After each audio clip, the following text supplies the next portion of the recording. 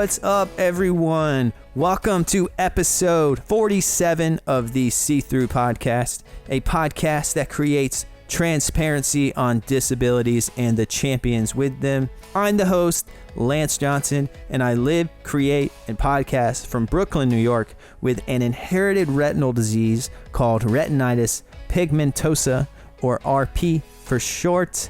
And if you're new to this podcast, thanks so much for checking it out. Today's episode is a fun one because in today's episode, I was able to reunite with two friends of mine. Those two friends are Michael Tubiak and Steve Johnson. They both live with RP and are active in the RP communities, but you may know them from their YouTube channel, The RP Show, or you may recognize them from their previous episode on this podcast. But in this episode, we switch things up. It's all new material. In this episode, Mike, Steve, and I talk about their future plans for the RP Show.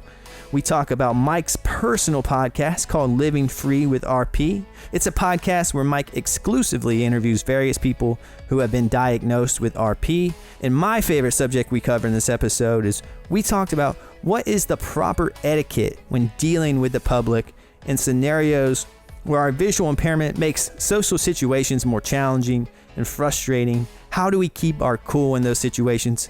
We talk about all of that and more. But before you hear our conversation, make sure to follow or subscribe to this podcast on the platform you're currently listening on. Also, make sure to follow the See-Through Podcast on social media. You can find me using the handle at See-Through Pod. And that's that for this intro. Here's episode 47 with Mike and Steve.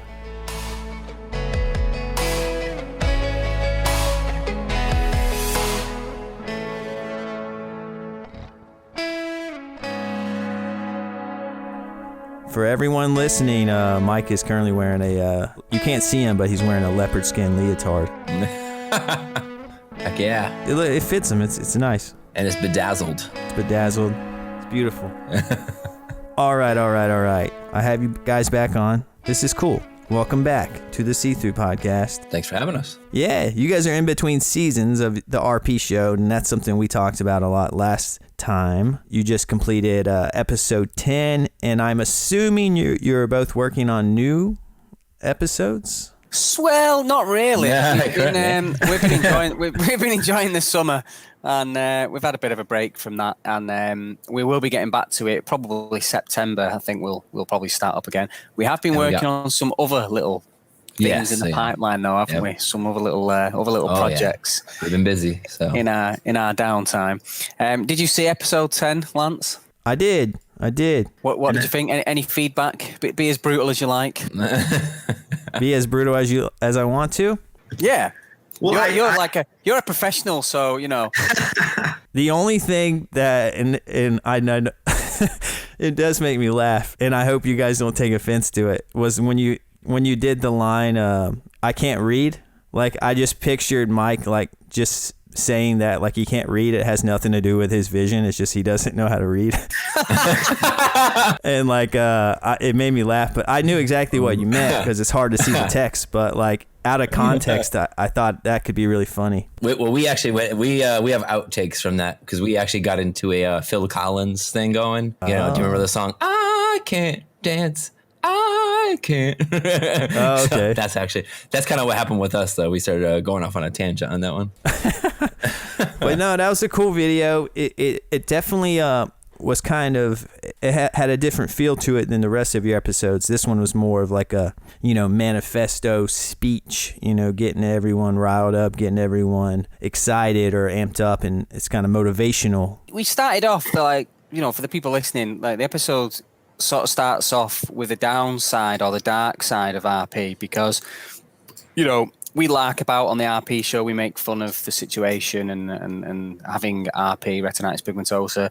But for some people, may not cope with it as well as me and Mike. And I think we're both conscious that, you don't want other people who are not in the same sort of place feeling like, oh, I'm not as good as those guys because I'm sad and I'm miserable and I'm not coping as well. And it's that whole thing about, it's okay not to be okay, as cheesy as it sounds, but but it actually is. So we wanted to start off the episode with saying, it is hard, it is tough, but, and then jump into all like, motivational, do this, do that, and all the others. And we were like, oh my God, this is amazing. It's a brilliant episode. It's took like ages to do it. As you know, Lance, because you've done proper film. Me and Mike did this on an iPhone, and it still took forever. And then it got like 4 views or something, and we were like, oh my God, like the one where we were just messing about got like 1,000, and the one that we spent loads of time on just barely got any views. That's why I asked what you thought of it, because I thought, it didn't seem to strike a chord with anybody in the RP community, which was a bit like, oh well. That's why we decided to rename it, because we figured maybe the last episode 4 got so huge a response is because some people tend to like, I guess, negative stuff. So because since that episode was the top 10 things people RP people hate, so we figured that seemed to grab attention. So we ended up changing the titles of the to episode 10 to FURP. Yeah, so I saw that. We figured like that would stir up some people.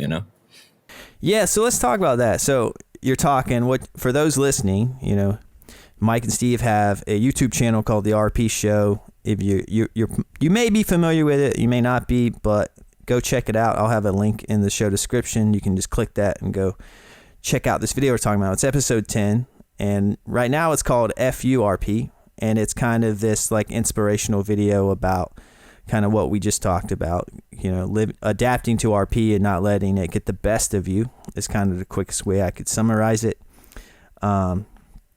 It has a very epic feel to it, and it was probably, just from watching it and as someone who is a video editor, I could tell that a lot of work was put into it. And what you just said was interesting, that you got less views on this video than you did on your others that were more just kind of casual conversations. Yeah, totally. I mean, maybe it's people in this modern day and age with social media and stuff, maybe people are more interested in quick 5-minute, 6-minute short videos on Instagram or Facebook or whatever, rather than if you're on the go and you happen to catch a video about RP, how much time are you really going to sit there and watch? I mean, the three of us, how much RP content do we seek out and consume? Like, how? Yeah, it's like, you have RP all the time. The last thing you probably want to do at a weekend is go and watch a load more content about RP. So there is that, but it's just one of them things, isn't it? We'll keep the next season. I think we're going to try and keep to like pretty short videos, 5-6 minutes, and we're going to stick to that format on the hot topics. See how that goes. Yeah. Well, what's interesting about that is it's all trial and error, like content creation. It's like sometimes a video you throw together, just you talking to the camera for a quick minute, and you just post it. That'll get more traction than something that, you think is going to have a bigger impact. So it's kind of interesting. It's kind of what's kind of fun about it, but it also can be brutal at the same time when you personally, you want a certain piece of content to do well, but like, it's just not what the people want, No, it's like last time we talked to you, didn't we? Like Mike and I, in our 40s, thought, right, we had this idea of giving back to the younger community, and we thought we'll address the big, tough topics around, like one that sticks in my mind is telling your employer that you need to use a white cane for the first time. So we did quite a lot of work on that episode. We reached out to my old manager, who was my boss at the time when I had to have that conversation, to say, look, I've got this eyesight condition, I'm coming out, as it were, and I now need to use a cane. And we hunted him down, interviewed him. That episode was about 20 minutes, and we thought that would be really useful for anybody that's in that sort of zone where they're thinking about either leaving employment or telling their employer about their eyesight condition, because it's kind of one of them rites of passage when you've got RP, isn't it? When you have to cross that line, there's not really any going back. And that episode didn't do that well. It was not as popular as the funny larking about type stuff. It's almost like there isn't the demand for the help and support topics. There's more of a demand for the fun larking about sort of side. Or so it seems at the moment. Yeah, you never know, because you could probably make a new video. You could have that idea, that like theory, people like more fun content, and then you might be surprised one week a video you make might do really well that's about something more serious. I don't know. I feel like it's hard to predict, people's moods, and what they're going to want to click on that week. Absolutely. One caveat to this, though, is we're not really motivated by likes, subscribes, for example. It would be nice if more people with RP watched our content. However, what's been good is I always talk to Mike about wooden dollars and conversion rates, because we get a lot of really nice, heartfelt messages and people saying, I watched this video and I've now taken some action and I've done this, this, and this. And it feels so good when somebody from around the world, on the other side of the world, messages you and tells you that you've helped them in some way, you've inspired them to do something. They've been putting off using the cane. They've seen Steve and Mike larking about, and now they've decided to, I'm going to walk my son to school with my cane, or I'm going to go and get a job, or I'm going to tell my employer, or I'm going to tell that girl, whatever it is. And it's just so good when you get their messages. It's probably better to get 50 views and 20 messages than it is to get 60 million views by loads of sighted people that just watched it for the sake of watching it. Do you know what I mean? Yeah, definitely. It's like the impact, the someone getting something out of it is what's important, not just numbers. Because we all know, because we're active on the online and on social media, that sometimes some content that people make that, let's just be real, is just like someone modeling a new piece of clothing, and that will get like 1 million likes, but then so there isn't much of a correlation between, followers, likes, subscribers. That necessarily doesn't mean that the content is actually good. Oh yeah. Well, I would say we always get frustrated because we see posts, in the Facebook groups that tend to always, it's like the most randomest post, and then someone gets like 1,000 likes, and you're like, and then we'll post something essentially more meaningful, and it's like 2 likes. Are you talking about the RP Facebook group? Yeah. The Red SB, the Facebook group. It's like it's so hit or miss. You get some people are like, they make these random posts or whatever, and it's like, boom. I'm curious about that too, because sometimes I'll post like an episode from this podcast, and I'll just, throw it up there on the RP community on Facebook, and nothing. And I hear crickets, and then somebody will post something about like some just random thing that happened in their day, which is fine. I love I love reading that stuff, but then that random thing that they did throughout their day will get like you said, it's like all this love and like 100 comments on it. Yeah. It's like, I don't get it. It's interesting, man. Granted, I still say if I was a hot blonde or something, it would definitely change the amount of subscribers we would have. Yeah. Well, I'm a hot blonde, bro. Well, hot female blonde, to be specific. Yeah, we're both hot blondes, but.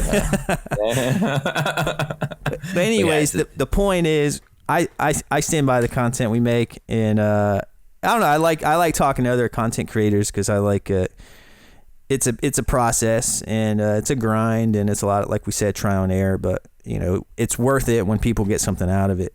Absolutely. I guess before we move off of the RP show, because I had some questions that are not related to the RP show, I was going to ask, have you had any haters or trolls? Oh, it's funny you should ask that, Lance. We are desperate for a hater or a troll. So if there's someone out there listening, right, that's really twisted and got no life, please come and give us your hate. The reason why we're both laughing, Lance, we want you. Is we've got that down as a measure of a twisted measure of success. We thought to ourselves, if we get a troll or a hater, we made it. There's a girl, a British girl, on Instagram. She's called something like Can't See or something, and she quite often talks about the trolls and the haters that she gets, and some of the things people say are just like unbelievable, and I'm quite fascinated by it. I don't know why somebody would behave like that towards another. And let's be clear, she doesn't even have a lot of followers. her Instagram is not like, she's not like some huge. She has less, I think, than the RP show. I mean, you're not talking like the 60 million. So one weirdo was targeted her. It's like, you know, but I think actually do think that females suffer from that worse. I think it must be women doing the trolling, and women seem to get it more. Right. Yeah, I agree with that. Yeah, I think you're right though. I think if you have a lot of haters and trolls, like it's a sign that you're doing something right. Oh yeah, they're trying to peg you down. They're trying to knock you down because they're not happy with their lives. So and they don't want you to be happy with yours. So well, how about you, Lance? Sorry, do you get much? Sometimes I just get like maybe some comments about how I don't quite make my content fully accessible in terms of providing captions or transcripts. We've gotten that before. Yeah. And and I'm trying hard to work on that, but it's a lot of work. Like I already am doing a lot of work to put out these episodes, and then I'm squeezing this in, so making it accessible sometimes doesn't fit in the schedule, and I apologize, but hey, it's either no content or that, so it's like you can't be too hard on me, in my opinion. That's my opinion. Yeah, but I've had a few, like, I made a TikTok for my podcast, and sometimes I'll get a comment and it'll just be like, who cares? Like that. Wow. But like my TikTok by no means is like blowing up, but I'll just get a random comment or just like, who cares? Or like they obviously do because they commented. Yeah, or it'll just say okay. And I actually have a bunch of content that I'm writing scripts for. I'm going to be shooting and putting out a bunch of content here shortly, that I think my goal with it is to kind of stir the pot a little bit and kind of be a little bit controversial, because I think people are I think this community is getting a little too, I think it's becoming too much of like an echo chamber, and everyone's saying the same thing over and over again, and everyone has the same opinions. And I know that's not true, because it's just and we talked about that last episode, is like, who are the people who aren't active on social media?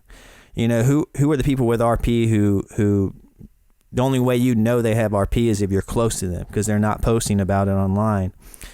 They probably have a very unique perspective on, being visually impaired, being disabled, and all that.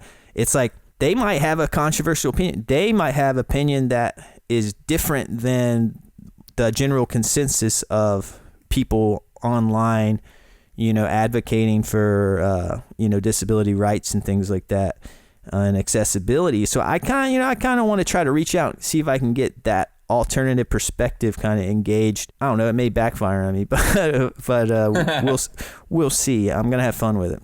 Well, bad publicity is still good publicity. Yeah. So it's quite good to get the alternate views, isn't it? Pretty interesting. I do like that sort of thing as well. It's quite good. Yeah, I love, like, I'm the kind of person who I'll read a news article that's biased one way, and then I'll immediately search, the opposing viewpoint article, just to kind of read both, and kind of, because it's that gray area in the middle that is where you can actually make sense of it. Everything is so biased, and these days it's hard to find neutral sources of information. Right. Yeah, I don't know. That's all I'll say about that. It sounds like you guys have a lot of stuff you're working on currently too, that you're kind of keeping hush hush. I could tell by the looks on your face that there was like some secrets going on. But I have a bunch of cool content that I think is gonna hopefully get some engagement. Well, one of them is it's not really a secret. We can tell you. We just can't give you the low level details. But we've been working on a load of merch, a load of t-shirts. This almost happened by accident, because we did some merch for the YouTube channel for the RP show. Yeah, I have a tank top. Oh, you do? That's right. That's right. You do. You have the FU wet floor sign, don't you? Yeah, I wear it all the time. We had such a laugh doing that, and we were so proud of ourselves. We were like, we should do this some more, because we actually quite enjoyed larking about, coming up with ideas, creating funny, or what we thought was funny. Time will tell if it is funny. But yeah, so we've been doing loads of that. So we've got we plan to launch a load of new merch soon, which we think is hilarious. So hopefully it will be. But yeah, very good stuff. We'll give you a sneak peek, Lance, when we've got some. Yeah. I'm sure there'll be something in there for me this time around. I think we got a few things that would tick your sense of humor, I think. That's awesome. So, all right, let's move on to something non-RP related, because that's not all you both do. That's just one thing you do. And Mike, I want to start with you. Alrighty. Because we barely touched on it last episode, but you have a podcast called Living Free with RP. Yep. And how many episodes have you done? Geez, I think I'm almost I got to be past 50 now, because now I changed my format during the our off season. I switched to a season, just like we're doing seasons for the RP show. So it's technically, if you're adding it's season 2 right now, episode 2. But if you add those in plus last season, I think I got to be over. I think I'm over 50 something. Yeah, it's a lot. It's an impressive number. And what's interesting, it should be more actually, but it's just I got to the point where like the RP show was becoming more. I was doing that, and so I had to slow down. Yeah. It's cool that you do both.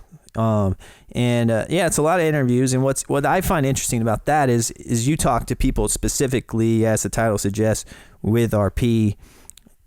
So you're getting a ton of a wide range of people's stories that live with RP. And what I was going to ask, because it's quite different from my podcast, because I kind of talk to a variety of people with various disabilities. I was going to ask you, just out of my own personal curiosity, how much, I would expect a lot of overlap would happen between each episode in terms of people's stories. Have you been surprised? Have you been surprised with how many differences there are? And what are the things that overlap? And what are some of the things that you're surprised that vary between each person? The overlap always tends to be, obviously, when they got diagnosed and stuff like that. Some people are around the same time. Other overlap is obviously if I usually ask a question where it's, if you got your vision back, what's the first thing you're going to do? And normally it's always obviously, driving a car. That was my answer, actually. Yeah, right. Yeah. So that's because that's a big, that's really one of the big things that we get taken from us, or, don't even get a chance. Some people don't even get a chance to do.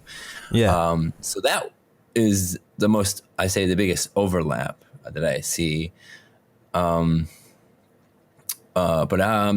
gets me, kind of shocks me sometimes is always, every once in a while, I do get someone that very question who will answer and say I'll just stare at my wife, because it's wow, he's never seen his wife, because he's been blind since he met her, and it's wow, that's that's deep, that's the deep. First thing he would actually think of. He's saying there's so many things he could be thinking of to do, but that was an answer that one of the guys had given me, and I was wow, that's awesome, and then I've gotten a couple of ones like that, so those ones always get me, or the people that they got RP at from birth, and and that's it, and so things that even I got to experience in my teens and 20s and 30s, they never got to experience.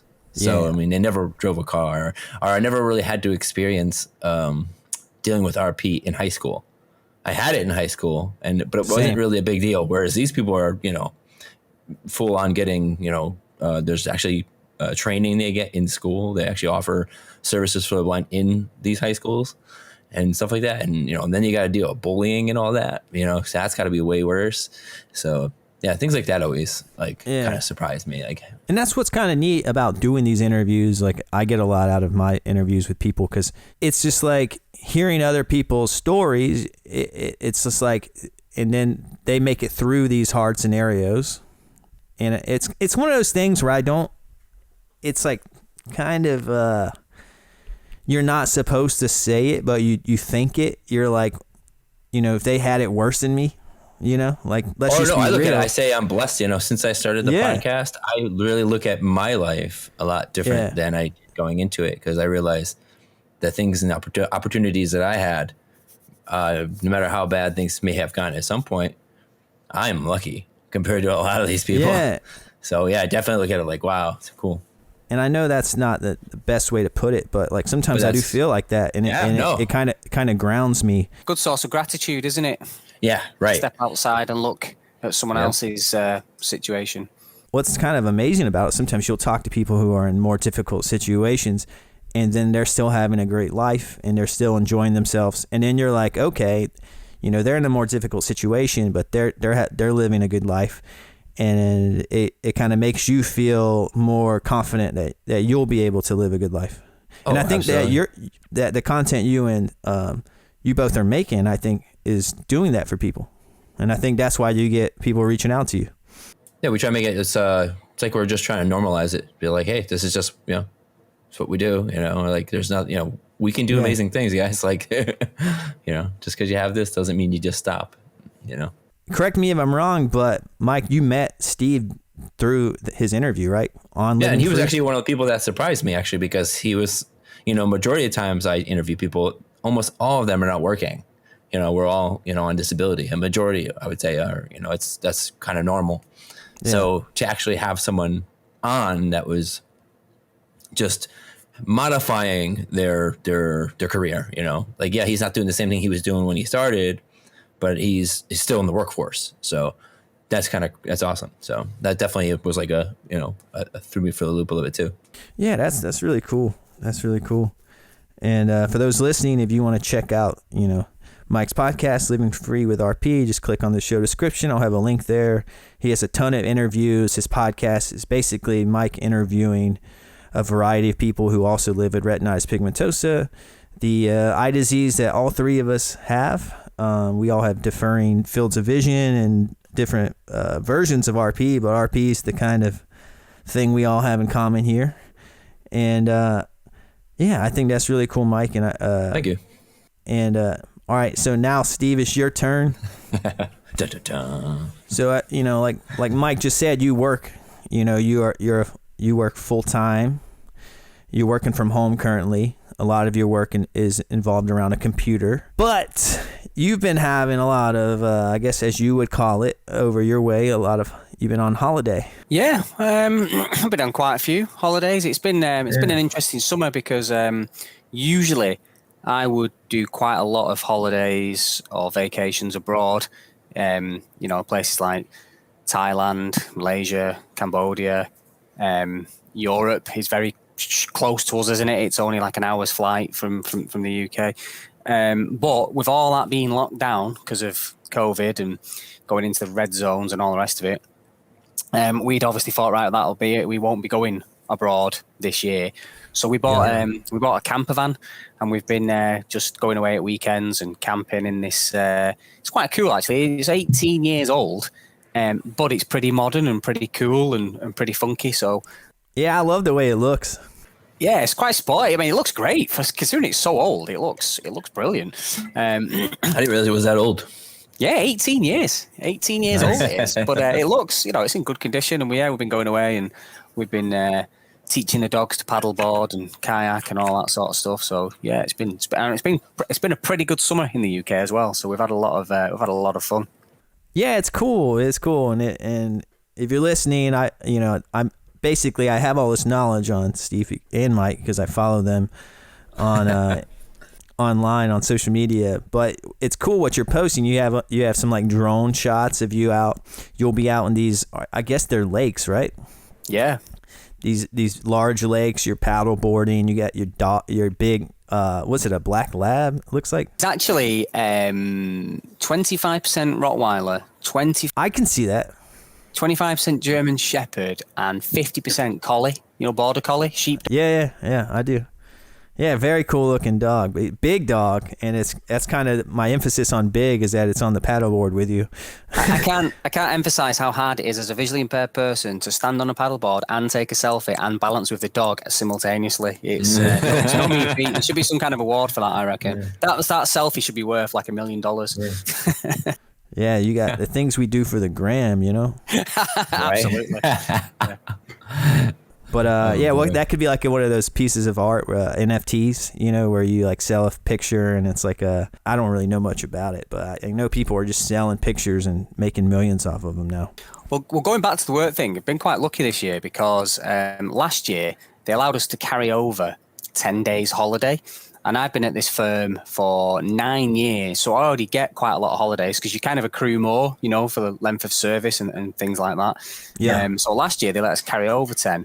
Plus, they always let us buy 10 as well. So I carried over 10 and I bought 10. So I had 20 days extra holiday this year on top of what we already get. So that's probably why, Mike, Lance, it seems like I'm on holiday all the time. Oh yeah, and you forgot to mention though that you're also like, unlike a lot of the world, you guys were still like on lockdown for Lockdown. a long time. Yeah, it's pretty much back to normal now, more or less. Okay. Yeah, because then once he got when it was like, once he was like set free, it was like every weekend. Oh they yeah, were like, on holiday. I was like, Yeah. okay. Yeah, I was kind of living vicariously through you for a while. It's like, it's a nice paddle board. He's having some plate of fruit and cheese out by the lake. You know, he's paddle And next boarding. year I'll be there doing the same thing with him. Then we'll do a selfie, me and him on the board together with his dog. We'll make it we'll make it more epic. Mike's planning his first ever UK trip at the moment. Hell yeah. The fam's coming out next summer, so we'll have some Nice. we'll have some actual episodes of the RP show where we're together.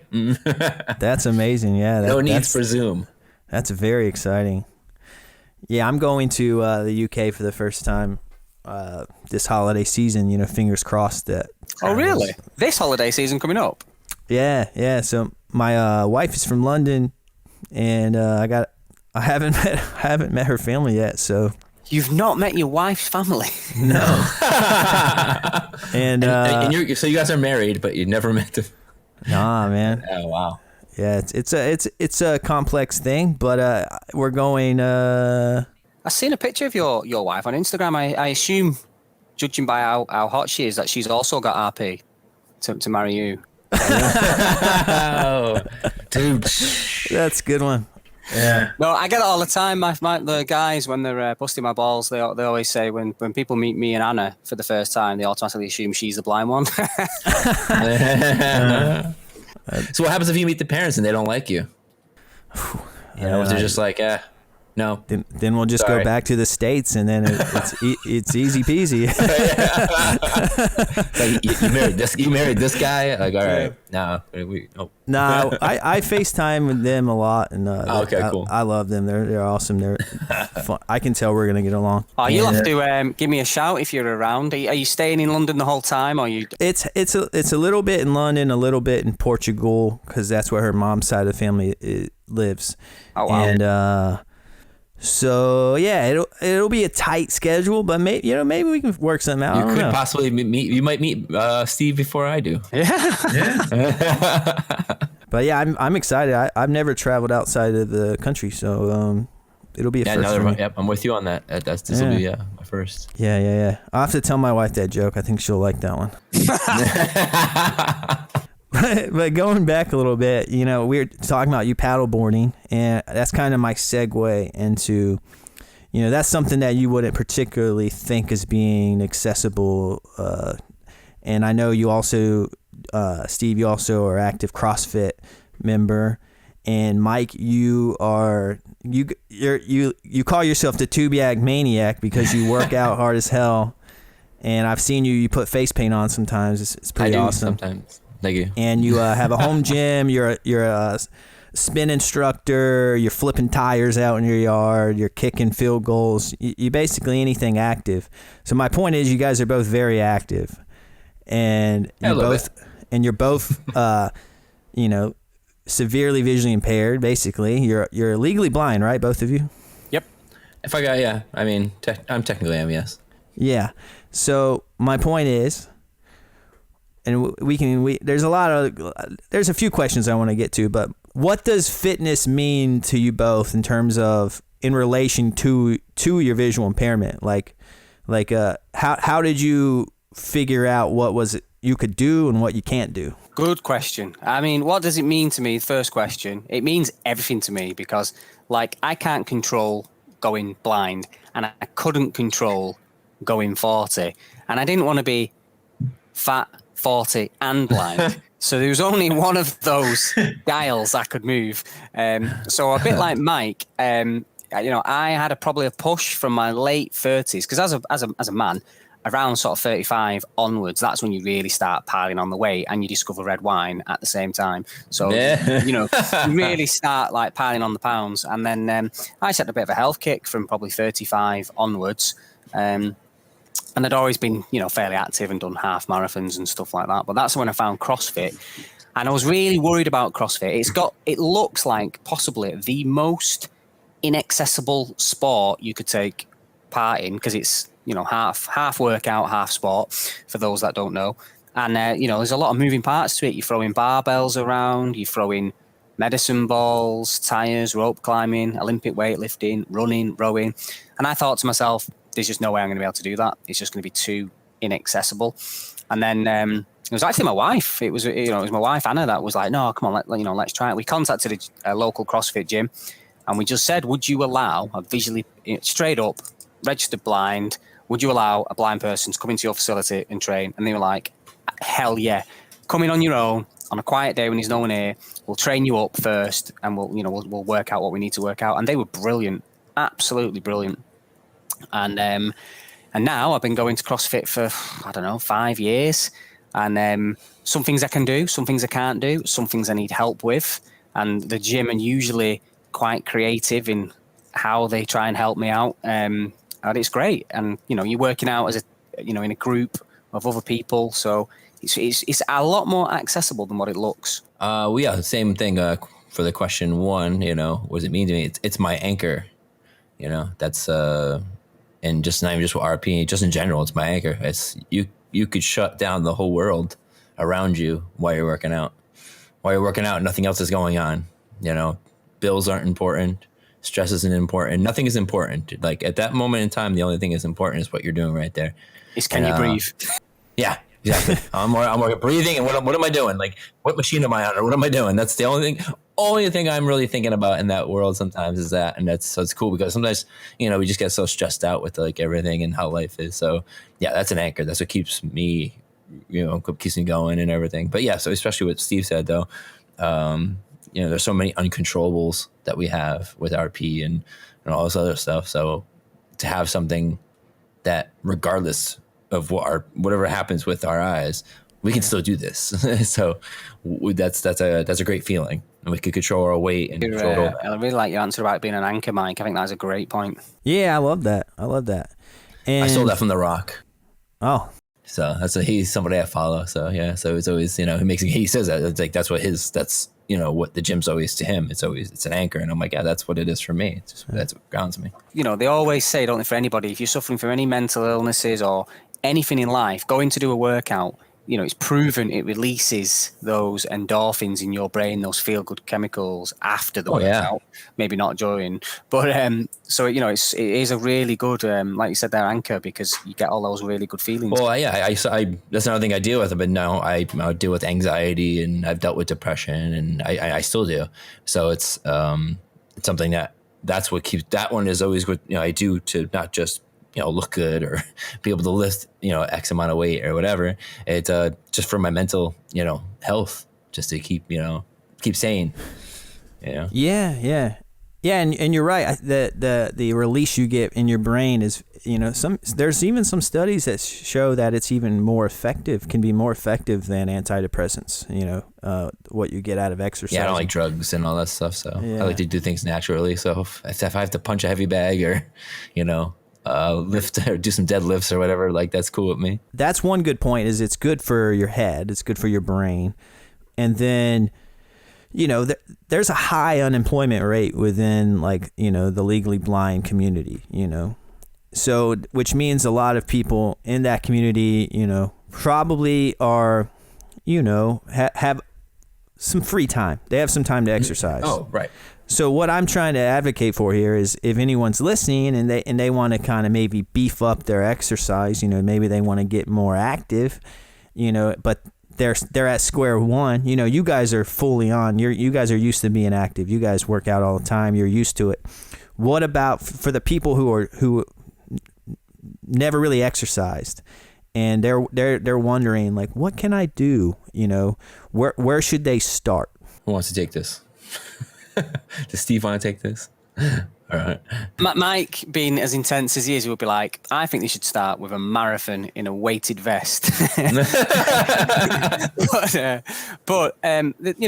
a couple of things, isn't there? I think the first thing is I appreciate how intimidating it is for anybody to walk into a gym, just anybody in general. A lot of people, if they're not used to, like me and Mike train all the time. I go to the gym every single day, Monday to Friday at 6 a.m. before I go to work. And that's my routine for the day. I go to the gym at 6, I finish at 7, I come home, get showered, and I start work 8:30, 9 o'clock. That is that's my routine. But if I wasn't doing that, or I couldn't do that for some reason, I would probably apply the same logic of just getting in a routine. So even if you just start off simple by saying, I'm going to work out once a week or twice a week or 3 times a week and get it into a routine, it doesn't really matter what you do. If you do something, you'll get that same, sorry, my dogs are barking. You'll get that same sense of accomplishment because you've achieved 2 workouts that week. It might be going for a walk. It might be doing some push-ups.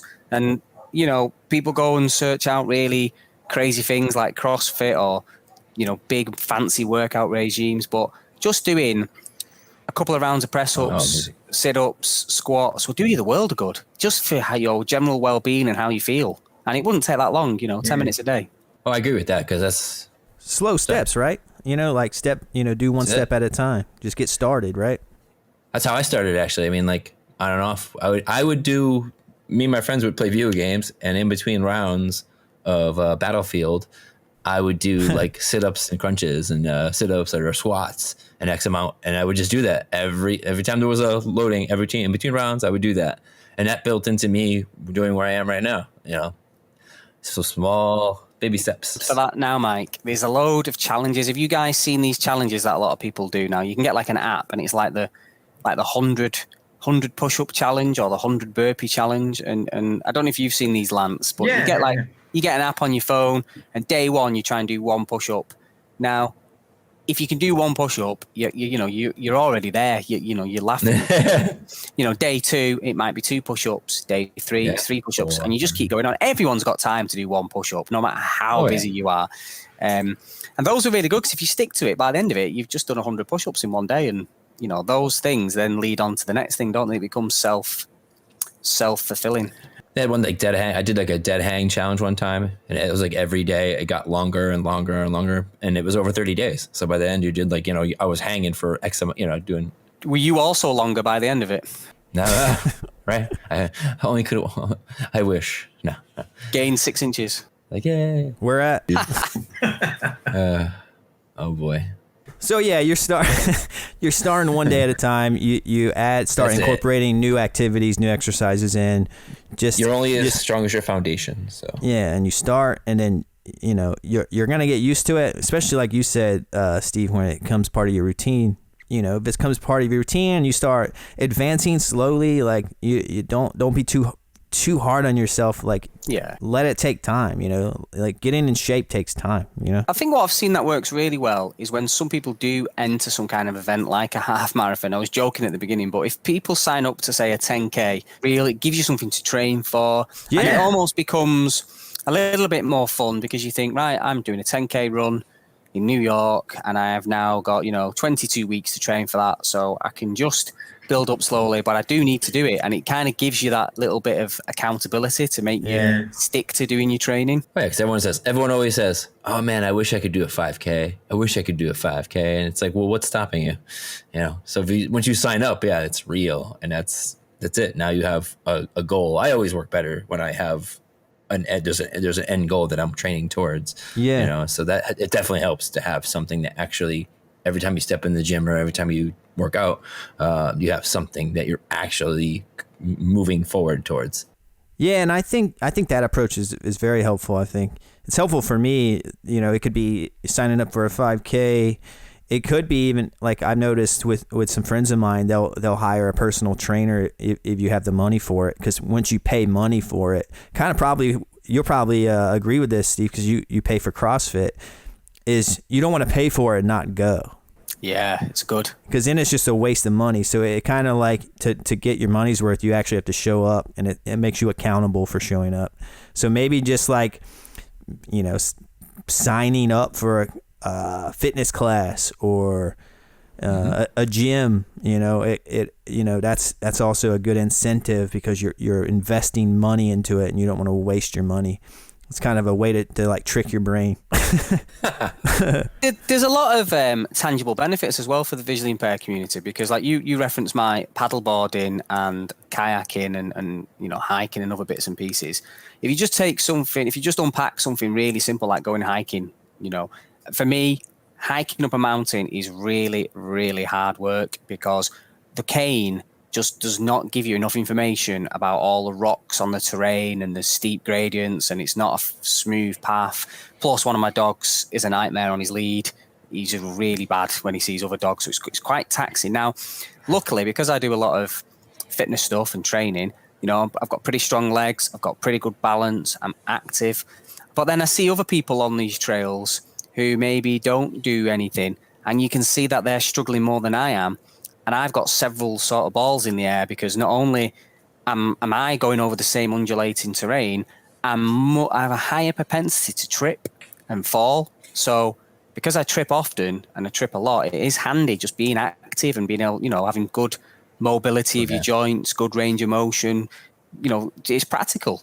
And the same with kayaking, paddleboarding, being fit and strong and healthy allows me to go out and do paddleboarding and kayaking and actually, enjoy it. And, my wife, she's not going to be able to lift the paddleboard and the kayak and carry it off the roof of the car and down to the water's edge. So that falls on me, irrespective of the eyesight. So, it's there's a lot of benefits from a lot of practical uses of getting in shape because it makes your day-to-day life easier. Is basically what you're saying. Yeah, we need balance, especially with RP, because I haven't experienced anything with balance, but I know that I've seen a lot of people mention that their balance has gotten worse, as their vision has gotten worse. So having any type of, doing something that's helping your balance is awesome. Like for me, it's martial arts. So that's where I get a lot of my good balance from. So that definitely pays off. Can't believe I left off martial arts. Yeah, man, Mike, you do everything. But I think I think I've asked you everything I had written out. So now we're just out in open water, What are we going to talk about? How about this? I'll leave the floor open. What's something that's been on both of your minds that's related to, your visual impairment that you maybe you want to save it for your content you're making, but what's something that throw something out there. I could go for hours here now.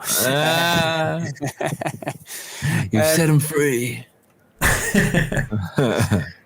Let's try and tone down my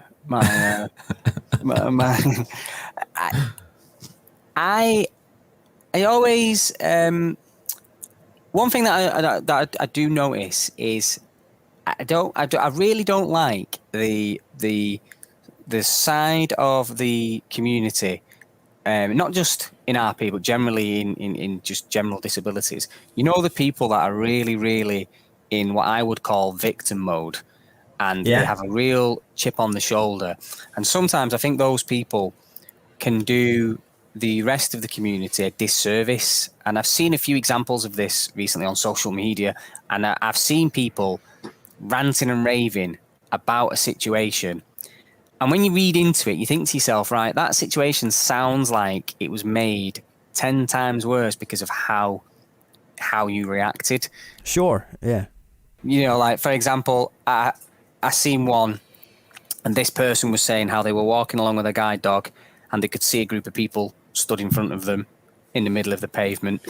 And so they started talking really loud to their guide dog to say, "Oh, what's the matter, guide dog? Is there somebody blocking the path? Oh, how inconsiderate," and and all this like that. And I was like, it's quite funny, and I guess it was made funny. But then I couldn't help thinking to myself, yeah, but if you could see the people, and you could see they were blocking the path, but you went to those lengths to make those people feel bad, essentially, and make those people feel awkward, you're not really then putting the visually impaired community in a good light, are you? You're making us all seem like, you know, we could be that way inclined. So I always think to myself, you know, when I'm out with my white cane, I try and act pretty responsibly in terms of like almost giving a good impression of visually impaired people. You know, if somebody helps me or offers me help or interacts with me, or even if I bump into somebody and it's their fault, I still always apologize. And I'm like, oh, you know, sorry, because, you know, I am the blind one at the end of the day. If I wasn't blind, we probably wouldn't have crashed.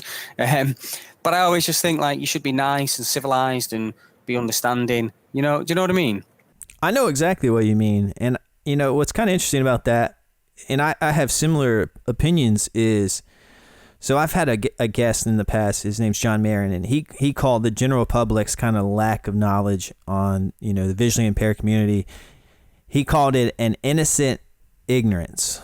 You know, an innocent ignorance. You know, most people have never met someone who's visually impaired. You know, and then so their only source of knowledge comes from, you know, what they see on TV or movies or what they read online.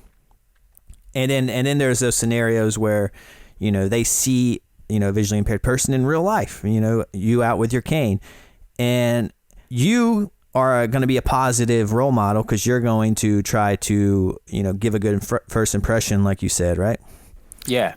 Because you're like you said, you're trying to make up for maybe, you know, what's wrongly portrayed in the media about the visually impaired community, or maybe what people in the visually impaired community, like the story you shared, maybe they're giving like a grumpy, you know, reputation to it, you know, or well, do you guys find that people are, I mean, I wonder, I'd be interested to hear what you think on this, Lance, because you interview a lot of people with a wide spectrum of disabilities, and I think one thing that unites a lot of disabled people is being ignored.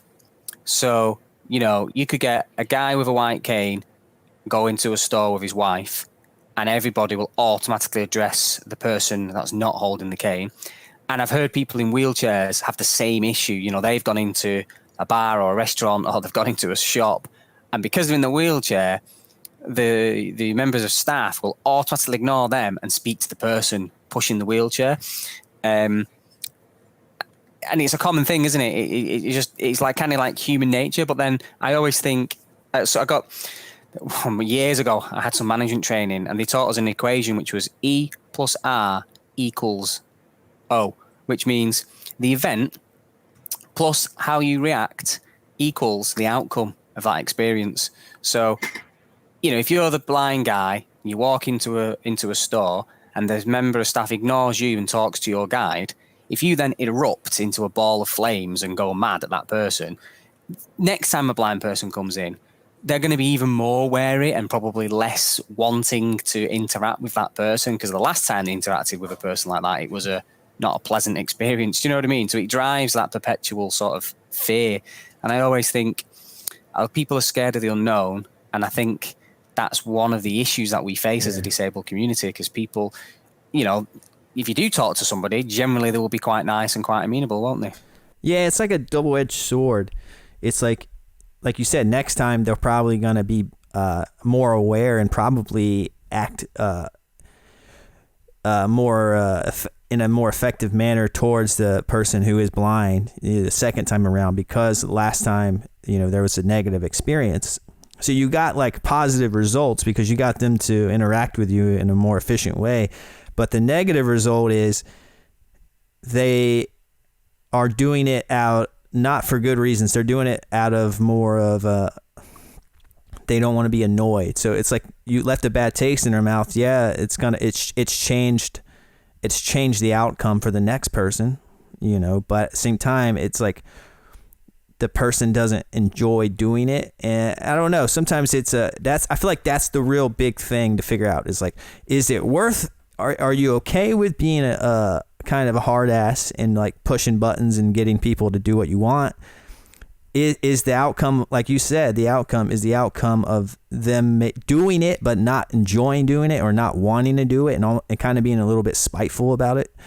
Is that worth it? You know, I don't know. Sometimes it's hard to tell, and I think that's a big issue, actually. And I think a lot of it is just redundancy. Is like you said, you go into a restaurant, no one sees you, it's constant negative experience. I think after a while you get a little bit desensitized to it, and you kind of are like, well, everyone else makes me feel uncomfortable, I'm going to make them feel uncomfortable. So it's not a good thing. It's not a good situation to be in, and I don't know the answer to it, but it's yeah, I don't know, but I know what you're saying. But yeah, people are so scared of offending you, aren't they? Like I was out at the weekend on Saturday night. We were in a bar, and my dad had actually guided me to the bathroom, and I got to the urinals, and I'd folded the stick up on my cane, and it was under my armpit while I was using the urinal, and a guy tried to walk past me, and he caught himself on the cane that was under my arm, and it was late, it was early hours of the morning, probably 2 a.m. Everyone was drunk. I was drunk. My dad was drunk. This guy was drunk, and he caught my cane, and then he looked, and he was like, and he just went, "Oh my God!" He said, "What is that?" And I said, "It's drumsticks. I'm on next." And then my dad was laughing because it was like a bar where it was like a live band on. So my dad was laughing because I just told this guy they were drumsticks, and I'm the drummer, and I'm next up on stage. I'm just taking a leak, and then I unfolded the cane to leave the bathroom, and the guy was really, really mortified. He was like, he went from being jovial and laughing and drunk to sobering up instantly, and was like, "Oh my God, I've just offended a blind person." He's like, "Oh," and he was like really, really apologising, and it was just really funny. We was having like a really good laugh with him, and then we were just having a bit of a chat. But I always like to just have that bit of banter and a bit of fun. And I don't know why he felt the need to apologise. It was just like, that's the thing. Why would you have a stick sticking out of your armpit while you're at the urinal? It's a valid question in my mind. It is a valid question. I think a lot of times people they don't even want the question to be asked. It's like you want to be treated equally and just have some normalcy, but then you're kind of ignoring the fact that you are different.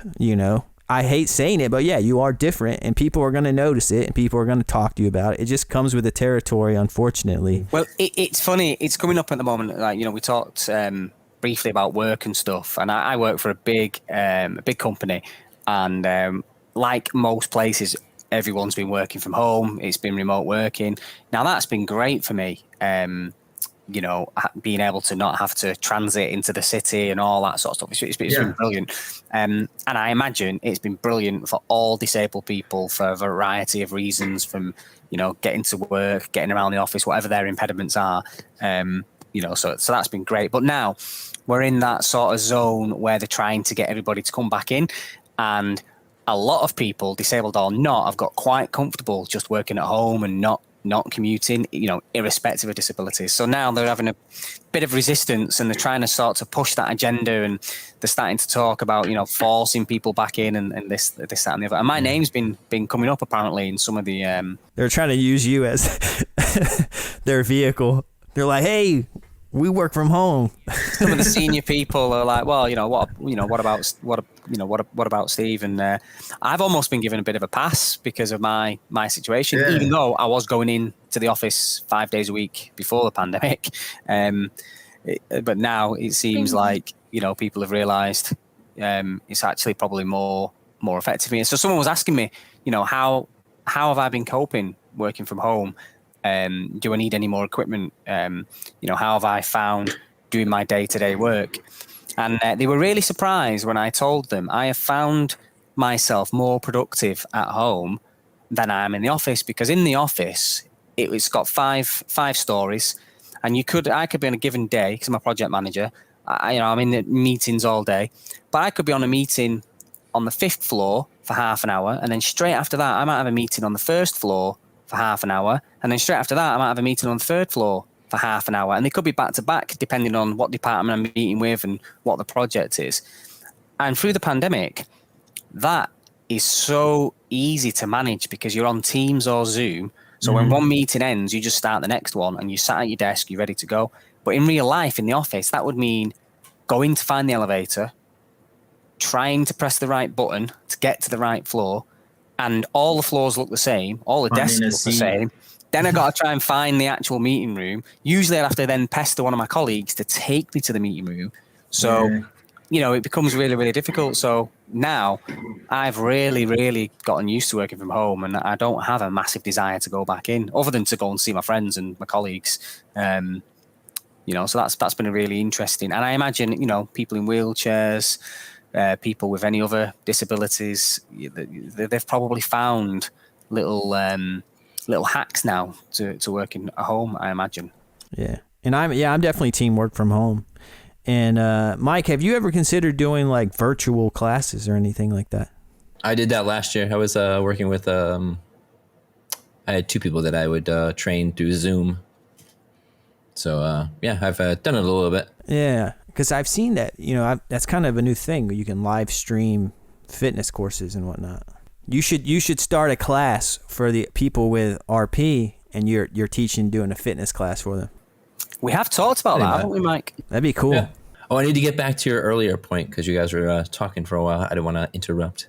I want to throw in the I'm like play the devil's advocate because I'm both sides of that RP coin. I've been the a-hole and I've been the good guy. Yeah. I've been on the track and running, and I feel that other people have vision and they should see me, and they could clearly see I'm wearing a shirt that says Blind Runner, bright shirt. Yeah. And these people would just like, they'll cross right without thinking, just go right across the, your lane or whatever. And it's like, I'm sorry. I'll be the one that's whispering as I walk by, I hit you. I'm not going to care.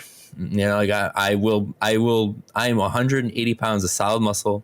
And since I don't see you and you come in front of me, I'm going to run you over like no tomorrow. And anything, I'm going to get angry because now you're injuring me. So now that I'm not worried about your well-being, I'm more worried about mine. So because it's harder for me to worry about my well-being. It's a lot easier for you to worry about yours. So yes, I have been the one that will mumble, or I will say things a little louder. Hey, you keep crossing like that, I'm going to run you over. Or so, I'll be snotty about it. I've been that guy. Also, I'll go to, you guys seen, I bring my son to school when I pick him up. So I've been in many situations where here I am with my cane, swiping it back and forth, going to get my son. And these people aren't even moving out of the way. Like, I can see them, yes, but it's really difficult to really, just because I see them and I know I could just go around them, it doesn't mean I don't know what's around them. So if I go around them, I might hit something else. Yeah. But I know this one certain path, and they're in that one certain path. And it's easier for them to just move out of my way. And it's like, you see me with this cane. So yeah, I've picked up my son and been walking out going, I'm going to hit one of you sometime. Or like, I'll make comments because to me, you're educated. You see a man with a cane. Most people there know me. So it's like, can you just get out of the way? It's not that difficult for anybody just to get out of the way. That's so easy. And I always ask my son, and here's where I used to be, where I told my mom, I said, when I first started using the cane, I said, hey, what happens if, I'm using my cane and I hit somebody? And she's like, that's not for you to worry about. Your well-being is more important than theirs. So, and that's it. So that's the way I look at it. Unless it's a situation where someone's not, intentionally being rude, because I've had a similar bar story where I had my cane on the bar, and girl walked over and she literally thought they were, what'd she say? She's like, oh, those are cool, like, I guess Chinese sticks or whatever. I forgot what she called them. And I was laughing. I was like, it's my cane. I'm visually impaired. And she's like, instantly, same reaction. She went from being funny and all jovial to, oh my God, I'm so sorry. I just offended you. And I'm like, no. Like, that's actually like the funniest thing I think anybody's ever referred to my cane as. So no, like, don't be embarrassed. So I've been there, and I've been in this situation also. I've been at there's a liquor store that I go to locally, and I've walked in both with my cane and without it. So people there have seen that. And finally, one of the workers had actually asked me, said, hey, do you mind if I ask you something about your cane? I said, go right ahead. And he said, oh, well, I've noticed you here. You have your cane. And then sometimes I notice you've been here and you don't have your cane. So he's like, I thought the cane was just for people who are blind. I said, well, that's not true at all. I'm like, I have tunnel vision. If I walk down here and don't get a ride, I bring my cane because I need it. So that's why you'll see me walking in. But if I get a ride, I'm like, I've known your store. So I know the layout. I know exactly where I need to go. So honestly, I don't really need it. I do just fine without it.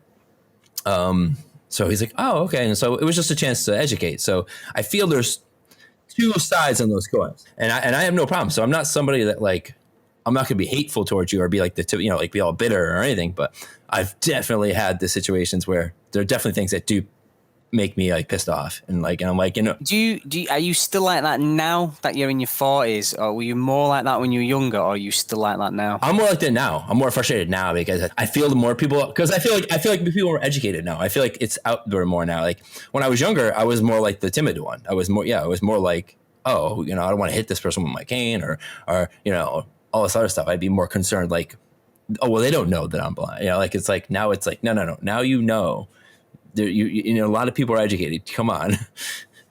It doesn't take much to just move out of somebody's way. That's just being courteous. That's just it has a lot to do with your mood, I think. Like, what frame of mind you're in, and in the situation. Like when you're running, it's kind of the stakes are higher. You might injure yourself. You might run into someone, so you're kind of more easily irritated. And then when you're in the bathroom stall, when you're in the bathroom or in these public scenarios where it's more, the stakes are lower, it's kind of it's easier to engage in more of an educational manner and a pleasant way. But the bottom line is like every situation, whether you're educating someone or being an asshole to someone about it, it's the whole point of it is to just get others around you to be aware of it and to like respect it at least, and get out your way, basically let you live your life. Cause if you don't speak up for yourself, no one else is, so it's the only thing where I say I'd be guilty of sometimes. Cause some people are like, oh, well, why don't you just when the kids get to why don't just say, hey, visually impaired, just please keep that's my approach. I'd be like, why why would you not just say, excuse me, can I well, so I think sometimes I'm in a mode like, so I don't want to stop my workout to just be like, hey guys, can you do it? Like,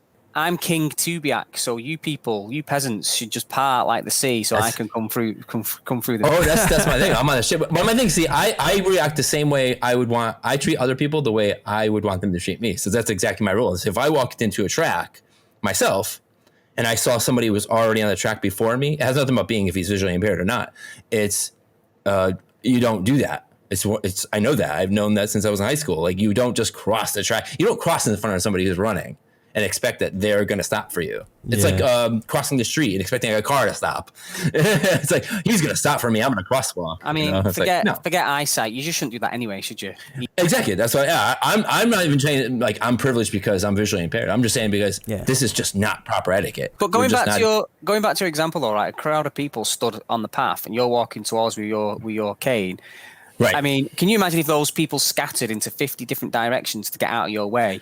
It just makes the target an obstacle even worse. So sometimes I think people freeze and panic. This happened to me on the stairs. I'll be walking downstairs and it cracks my friends up. Because we'll be walking down the stairs in work, like 9 flights of stairs, and someone will see me with a cane and they'll just freeze and stop dead in the middle of the staircase. Because they don't know if you see, and they don't know. And you know what British humour is like. And my mates will just, oh, that's brilliant. Just create an obstacle right in the middle of the staircase. Brilliant.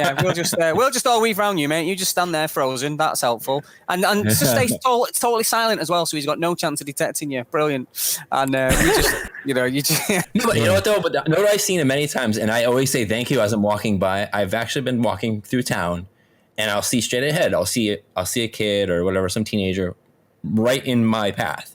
And as I'm walking, I've seen them step off the curb for me and let me just keep walking. Throw themselves in a bush. I'm like, and that's to me, like, those people are the ones that remind me that you have self-awareness, like, so that it exists. Like, there are people that know. I know you're 90, sir, but yes, you absolutely should move out my way and take your dodgy knees onto that curb. But then again, I've also had the opposite, where here I am with my cane.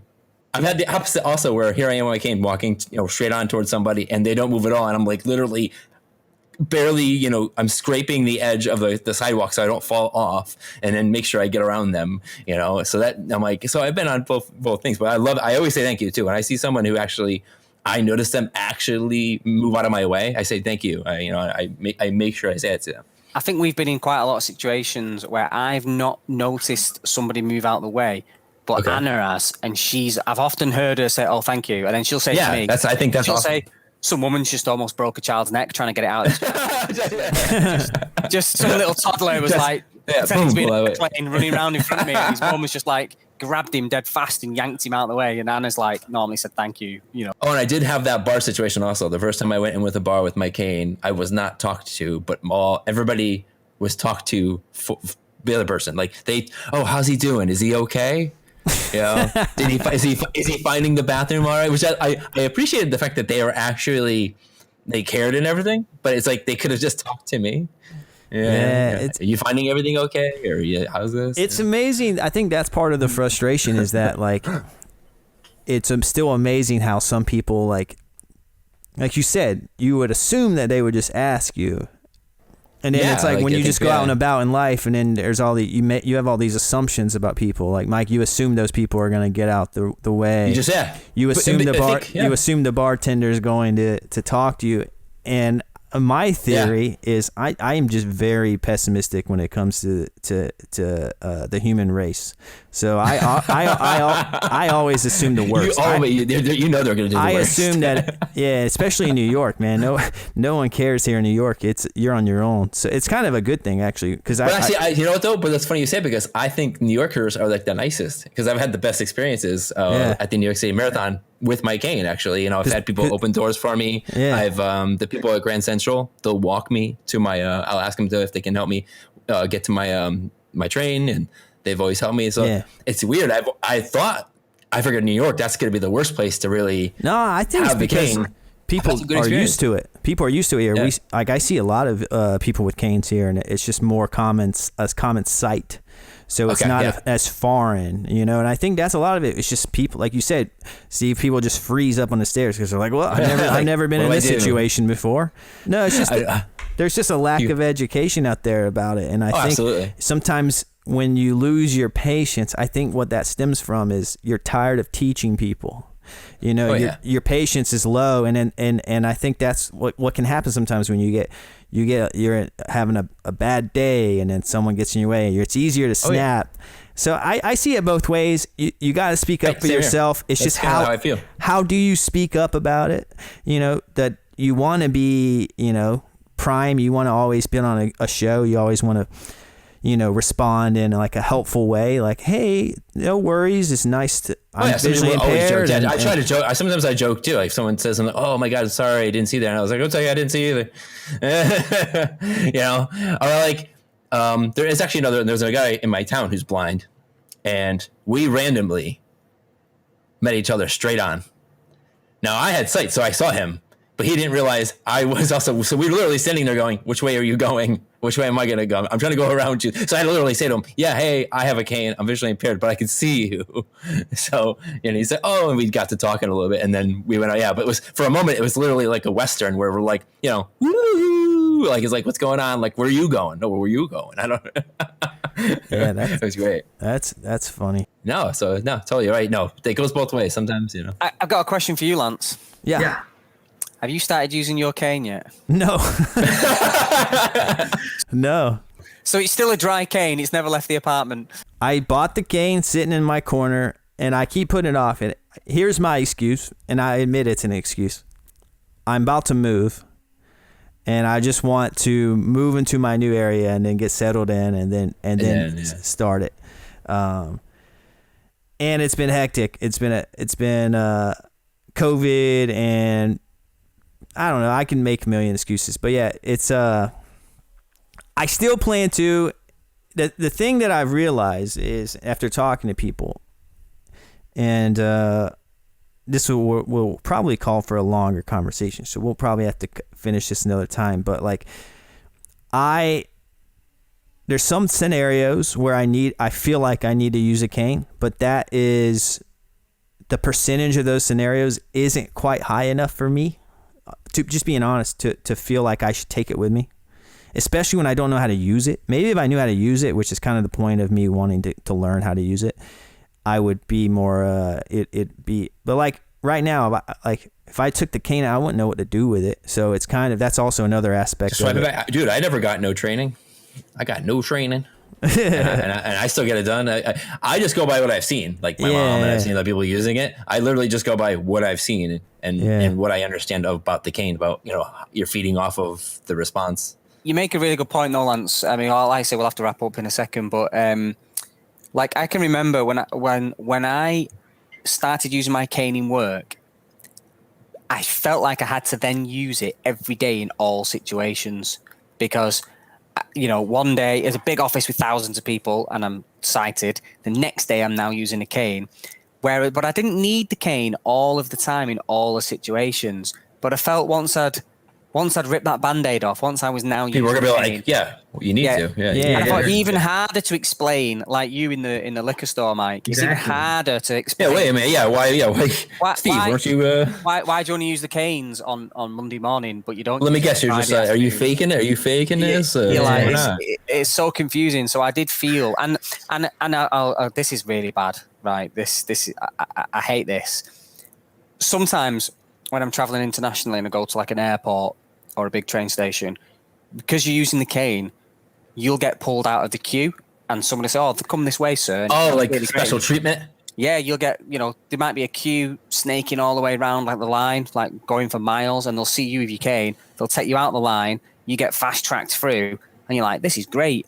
But then someone's text you and you really want to read the text. I'm thinking, right, this guy's just faking it so you get to the front. I've just been pulled out of a 2-hour line. I'm now sat here waiting. And now I'm texting here on my phone. I'm like on my phone. And I've just felt my pocket vibrate. Anna's probably just texted me to say, do you want a cheeseburger or something? And I'm like, oh my God.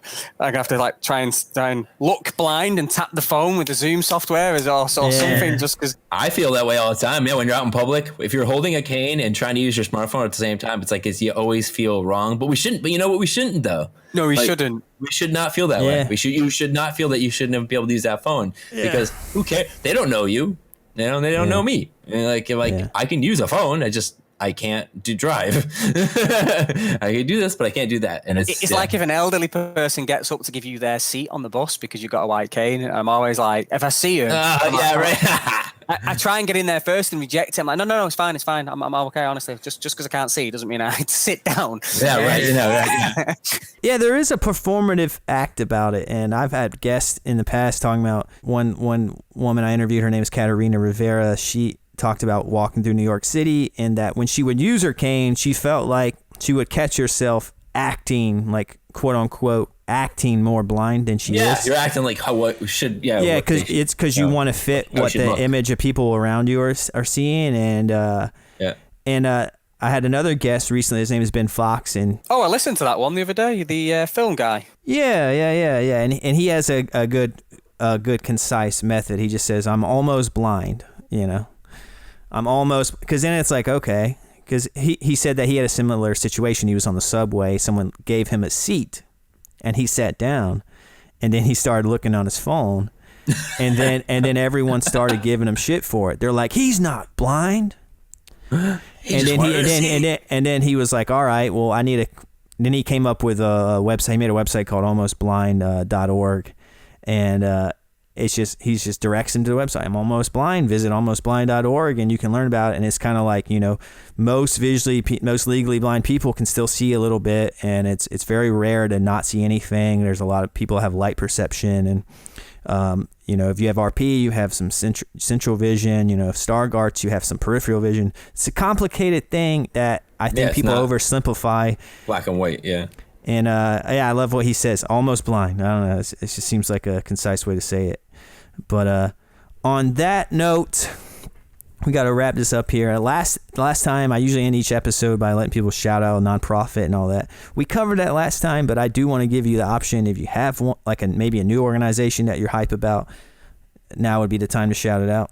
FFB. I mean, I always mention FFB, so that's really the only organization really if I'm doing any kind of donation. Or also, I do like to mention obviously Achilles International, who I do a lot of my events through and stuff like that. So if you're looking to get active and you don't know where to start, and you need a guide or something like that, and there's an Achilles International around you, they have chapters all over the world. Check them out. So highly recommend that. Perfect. I'm just going to shamelessly plug the RP show. Anybody Yeah, there listening, you go. if you've not seen it, head to YouTube and search for the RP show. Or I'm sure Lance will put the details in the show notes. Yeah, show description. Click there. You know, YouTube. You have 10 episodes. Some of the episodes are 2-parters, so there's a lot of videos to watch. And you got more content coming. You got merch. You got everything, the whole 9 yards. Season 2 starts in September, so you got time to check out the first 10 episodes, and we should have the next 10 coming in September. Yeah, and go watch episode 10, and whenever it gets to the part where Mike says, "I can't read," I was just thinking of what you said. I was just thinking of what you said. Try not to laugh at it. I can't read. But I'm just paranoid now. That did he say I can't read or we can't read? Because that infers I can't read also, and I might need. If I said we, then I was like, yeah, we both can't read. Yeah, I think it was I. I believe it was I though. Yeah. I think you were like, we can't read. I think it was we. Yeah, so we both can't read. And the visual was Mike trying to read, and then he like slams the book down. Oh yeah, true. Yeah. So anyone listening, I can still read. Yeah.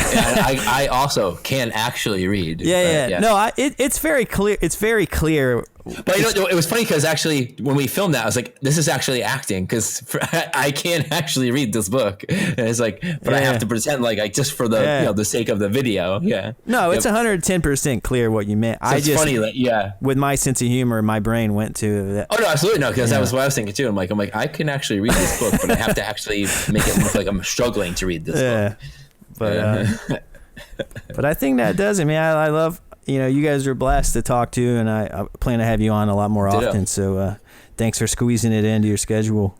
Well, Lance, one more thing before you go. We would love to have you on the RP show because we're going to get some guests in season 2. So we've got a specific topic in mind, but we'll talk to you about that in September. You're more than welcome. So I'd like to extend the invite if you would be up for coming on the RP show. Oh, completely. I'd be honored, man. Completely open to it. So, yeah, go ahead and follow. Now you have more an incentive, to go follow the RP show. You'll get to see my face on there at some point, Well, Mike, Lance, it was lovely chatting to you both. Love chatting with all you guys. Take care.